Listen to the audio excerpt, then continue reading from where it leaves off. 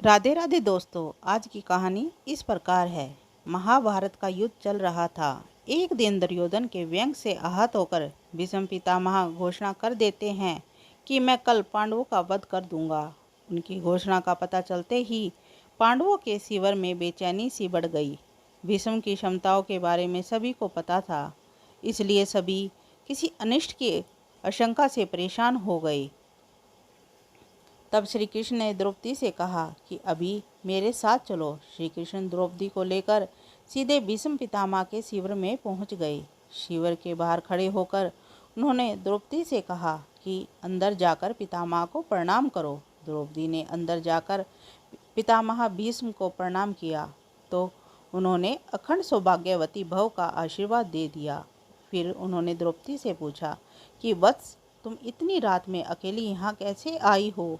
क्या तुमको श्री कृष्ण यहाँ लेकर आए हैं? द्रौपदी ने कहा कि हाँ, और वो कक्ष के बाहर खड़े हैं। तब भीष्म भी कक्ष के बाहर आ गए। श्री कृष्ण और भीष्म ने एक दूसरे को प्रणाम किया। भीष्म ने कहा, मेरे एक वचन को मेरे ही दूसरे वचन से काट देने का काम श्री कृष्ण ही कर सकते हैं। शिविर से वापस लौटते समय श्री कृष्ण ने द्रौपदी से कहा कि तुम्हारे एक बार जाकर पितामह को प्रणाम करने से तुम्हारे पतियों को जीवन दान मिल गया।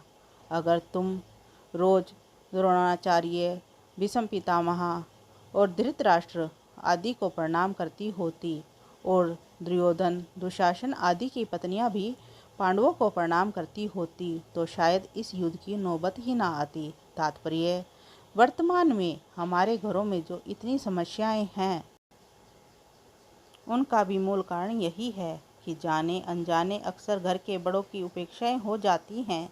यदि घर के बच्चे और बहुएं प्रतिदिन घर के सभी बड़ों को प्रणाम कर कर उनका आशीर्वाद ले तो शायद किसी भी घर में कोई कलेश ही ना हो। बड़ों के दिए हुए आशीर्वाद कवच की तरह काम करते हैं, उनको कोई अस्त्र शस्त्र नहीं भेद सकता। निवेदन है, सभी इस संस्कृति को सुनिश्चित कर नियमबद्ध करें तो घर स्वर्ग बन जाए। क्योंकि प्रणाम प्रेम है, प्रणाम अनुशासन है, प्रणाम शीतलता है, प्रणाम आदर सिखाता है, प्रणाम से सुविचार आते हैं, प्रणाम झुकना सिखाता है, प्रणाम क्रोध मिटाता है, प्रणाम आंसू धो देता है, प्रणाम अहंकार मिटाता है, प्रणाम हमारी संस्कृति है। धन्यवाद दोस्तों। अगर आपको हमारी वीडियो अच्छी लगती है तो हमारे चैनल को सब्सक्राइब कीजिए।